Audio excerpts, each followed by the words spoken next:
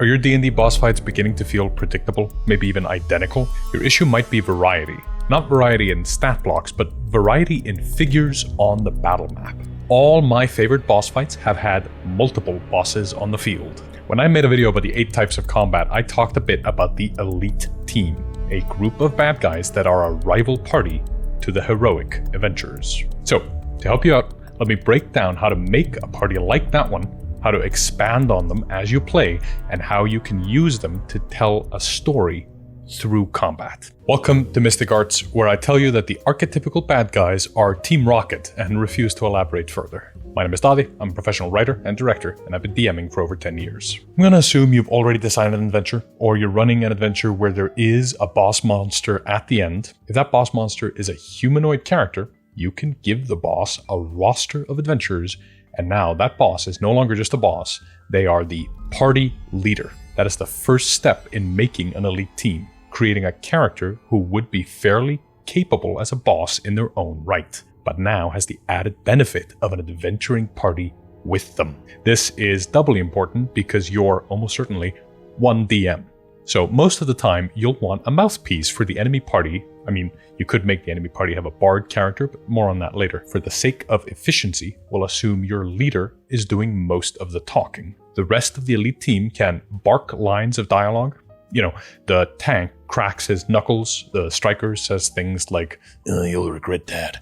But whatever. The leader gets to be a fully rendered NPC. What's easy here is that once you've got a good leader, you're most of the way done with the entire party. They create this sort of central theme, allowing you to build all the other party details around the leader. You can also sort of pin the existence of the elite team onto your leader character. Like, without the leader, this whole party would probably disband. I don't mean that in combat, if the leader dies, then everyone retreats. But if you want to do that, you can. I would personally have the elite team fly into a rage and take no prisoners. That seems more realistic to me. So the leader ought to be tough, like a boss, charismatic enough to be the face, and do scary damage. They're basically an entire adventuring party rolled into one character. In our video on one-shots and 5-room dungeons, we introduced an enemy party, the Hungry MUTTS. They're a group of retired adventurers who are now running a protection racket in a small town called Soda Springs. If you want that modular adventure, I'll link it in the description. We'll use it as our running example, but you don't have to know the adventure at all to follow along. I already told you the premise. The leader of the Hungry MUTTS is Gregor Helt. We'll give him a slightly tougher stat block than the others. Toughs. There's a new pair of stat blocks in the 2024 Monster Manual that's perfect for this. The Tough and the Tough Boss. This replaces the old Thug stat block. If you're playing a different system, I'm sure you can find an equivalent stat block for generic bad guy, and we'll assume that Gregor Helt, the party leader, is the tough boss, while the rest of them are probably toughs. So what are the other party members? Well, I've hinted at 2 already, so let's start with the tank. This one should be fairly self-explanatory. It's a big beefy boy, an important target on the battle mat. The tank should do hefty damage, but that's not their main job. Their main job is to be in the way, to be annoying. When I'm throwing an elite team together quickly, I often grab an ogre or something and make this be the beefy boy. But ultimately, their goal is to be an obvious target with loads of hit points. You can also make sure your players want to hit the tank by making it just kind of annoying. Like if you give it an attack that grapples targets, and then you send him trundling into your player character's striker or wizard and you grapple them. Now, the party is anxious about this tank that's about to kill the low HP players. A tank with a lower damage output is doubly as scary when attacking player characters with low hit points. With the Hungry MUTTS, this character was named Nutty and had the stat block of a berserker. But I replaced the great axe with a battle axe, and I let him make 2 attacks, except when they're bloodied. Then they get to make 3. Make sure these attacks get spread around so everyone is always dealing with a tank. And of course, you can replace any attack with a grapple attempt. That feels like a character named Nutty. I would also likely increase his AC to 16 to match the tough boss, just to make sure that he is a tank. But then, whose job is it to attack the player's own tank? Well, it's the elite team's own striker. This guy's main goal should be to do insanely high damage and with a high hit chance. You, the DM, then target the player character's tank and bring those hit point totals down. The threat here should be clear. If the striker takes out the PC tank, the striker will need another target, which will inevitably be someone with fewer hit points. At that point, the striker should be taking out a PC per turn, which is terrifying. This threat of a deadly death spiral is guaranteed to get your player's attention. And you can do this a number of ways, but with the Hungry Mutts, it was Shorty, a spy with a poisoned short sword and a 40-foot walking and climbing speed. Also, spies can disengage as a bonus action. So if you're unfamiliar with how 5e works or are running a different system, here's what happens. Shorty runs into melee, stabs you for 12 damage, and then runs off without you being able to do anything about it. Though, honestly, for a striker, I'd probably double the poison damage to really sell this kind of one-shot idea.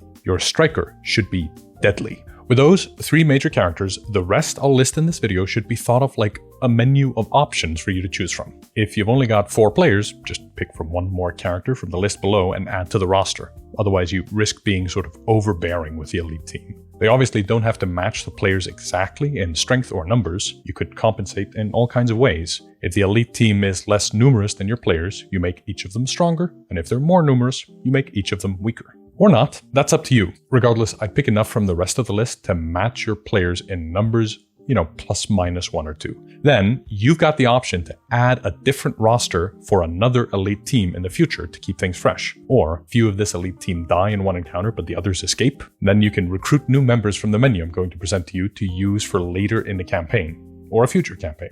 So, what's the next thing? For me, it will be a healer. You could have a tough enemy with a bonus action to spend hit dice just to provide a little bit of hit points, or maybe a priest character with a few spell slots like Cure Wounds or even Mass Healing Word. I'd make sure that the healer has a limited healing resource because otherwise it'll feel just annoying.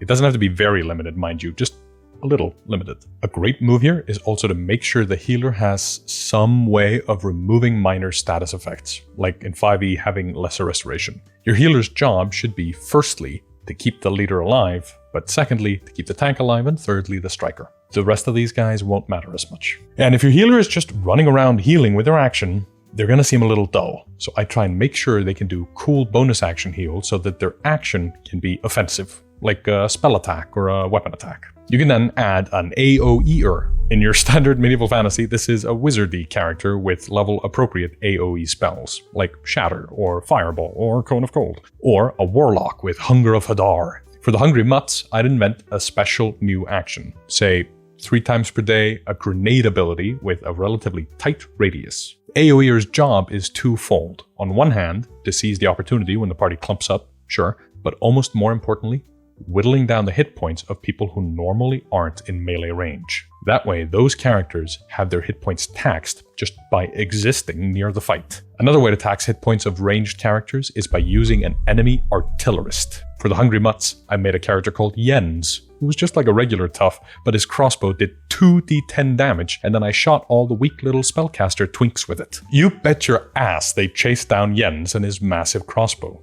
Blimey. Unscrewed their pommels and ended him rightly. But not until after Jens had put the fear of death into a few of the players, and also put a massive crossbow bolts into them. You can use all kinds of routes with this. Maybe your Artillerist is more Legolas and does loads of smaller blasts. You can whittle down the hit points of your back rank that way too. Either way, it's a bit of a waste for your Artillerist to spend their shots on the PC's front rank. Unless the front rank is breaking and you could free up the striker to rush into the back rank. What's fun about the elite team is you can mix and match those tactics however you like, seize the opportunity, and think like a party of player characters. I once did an elite team where the Artillerist just cast magic missile at will, which I suppose brings me to the killer. Not that much damage, granted, but really brutal since it always hits, and I made the magic missiles target downed PCs to rob them of their death saves. Then, it was often down to one save whether they lived or died. You can alternatively make a monk-like character who's fast and agile,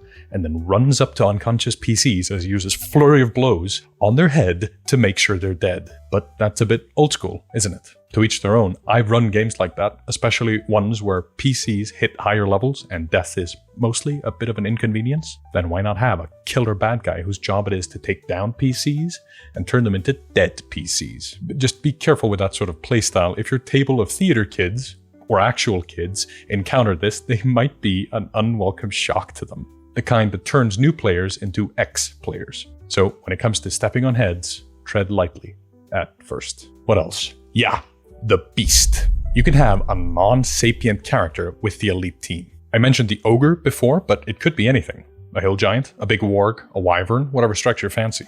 With the Hungry MUTTS, there were a lot of MUTTS, mastiffs to be precise, which is fun because mastiffs make you prone when they hit you, which means attacks have advantage. I am always looking for fun synergies when planning encounters. You know, if character A does this, then character B has this cool option on top. And the Beast is great for that kind of storytelling, but they're also great for giving our elite team some serious flavor. What non-sapient buddy a group of characters has and trusts tells us a lot about them. A party of undead might have a flesh golem. A party of drow might have a phase spider. Orcs have a hill giant. Dwarves have a mech. Hungry MUTTS have MUTTS. You get it. This is your chance to really make the group stick out. Another thing you could do is just insert mooks, like standard baddies.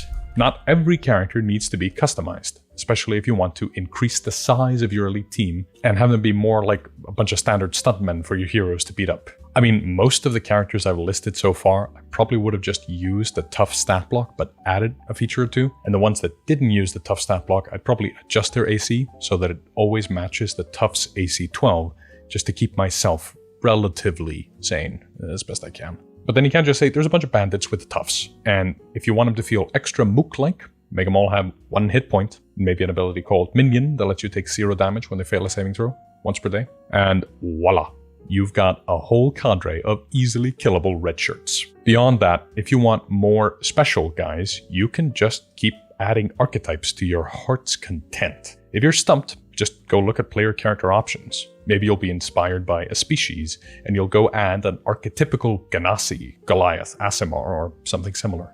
Maybe classes will inspire you, and you'll make a barbarian with resistances to mundane damage types, or an anti-paladin, or some other non-core class like an artificer from Eberron, or a mystic from the Unearthed Arcana, or a warlord from the Mystic Arts Patreon.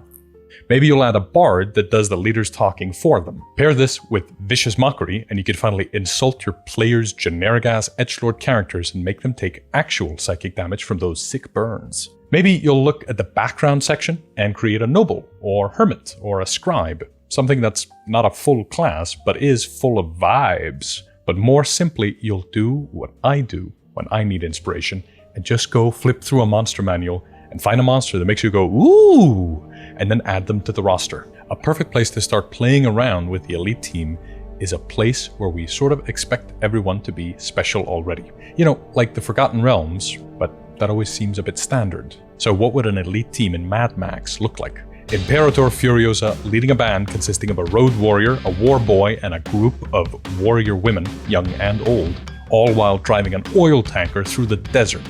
Is that D&D? It can be. Running the Scorched Basin by Homie and the Dude, the sponsor of today's video, you'd get a setting just like that. Desert Punk. It's Mad Max meets Dune in a system-agnostic setting for heroic fantasy. And it sounds hella cool to me. There's a link to their Kickstarter down below, and if you back them, you also support this channel directly. But then how do you make an elite team? Well, I've outlined one above. Pick a few stat blocks, add features, nudge numbers, and you should have one done quickly. But if you need a place to store stat blocks and easily edit them, I've gotten a lot of use out of the 5e SRD Vault for Obsidian that I showcased last Tuesday, but you don't even have to make actual adjustments in writing unless you want to.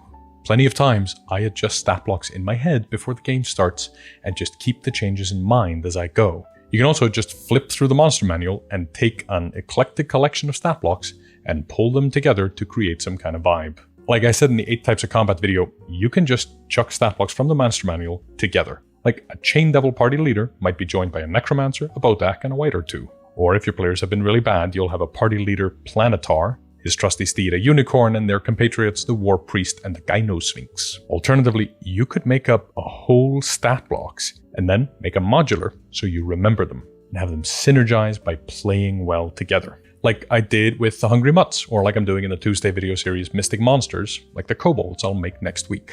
You might be familiar with the elite team in the form of Villain Parties from Flea Mortals, an MCDM book of monsters that has 7 pre-made parties in there, containing every other level between 3 and 15. They are the Grave Order, the Abominations, the Black Iron Pact, the Wildrakith, and the Amethyst Knife. and Soulbinders, and Hallowed Dark.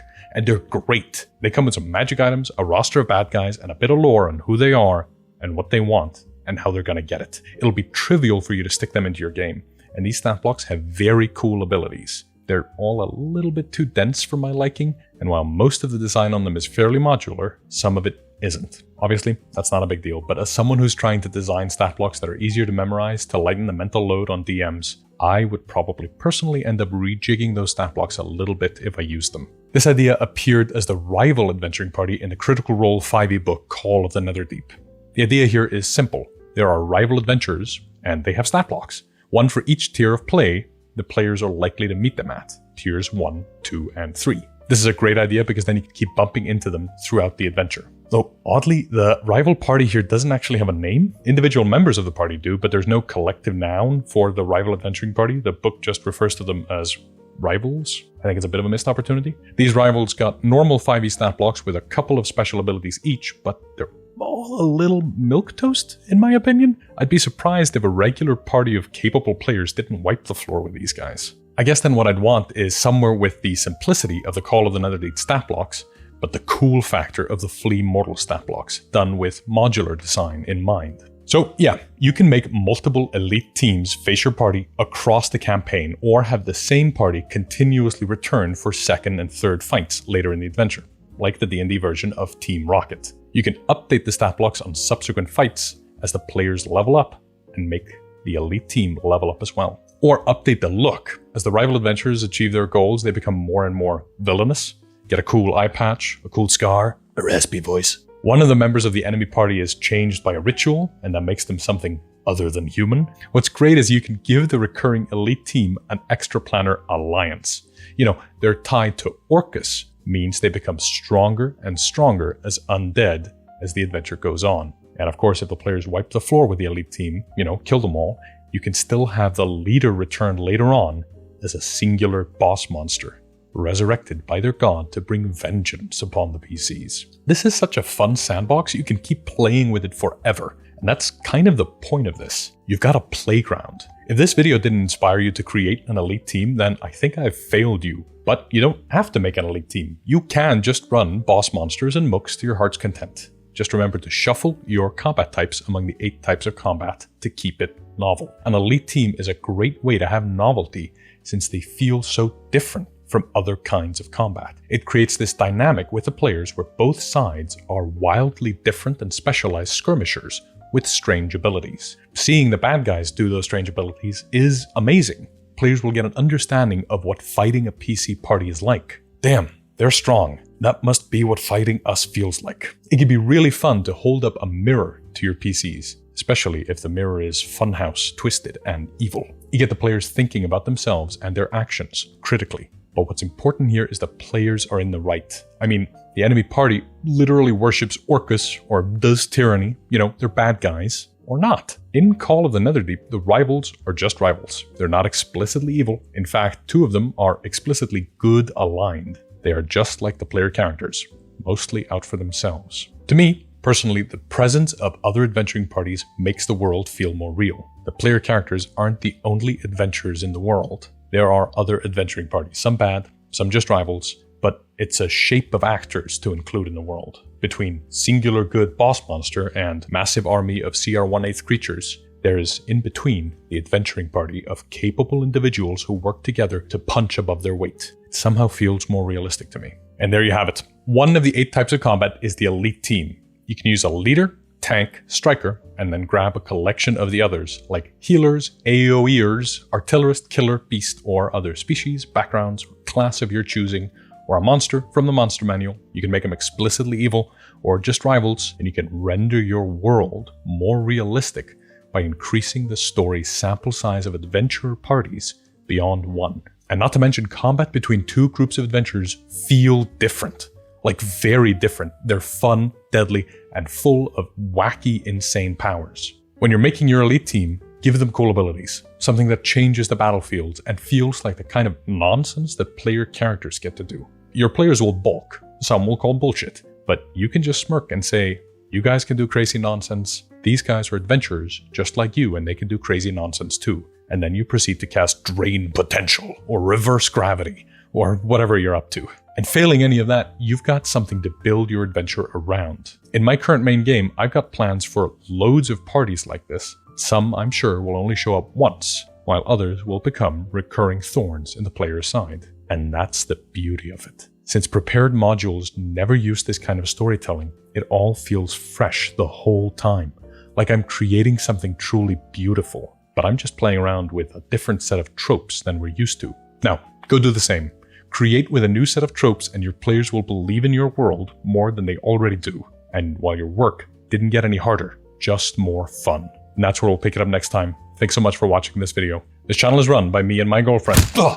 And if you want to support us directly, consider joining our Patreon, where we're running a discount this month before we launch our zine next month. Fingers crossed. Anyone subscribing to the Adept tier for an annual subscription can use the coupon code ZINE for 30% off of their purchase. And if you're feeling especially generous, you might like the video, comment, share, or subscribe and hit the bell to be notified when we release new videos. Until next time, keep studying the mystic arts.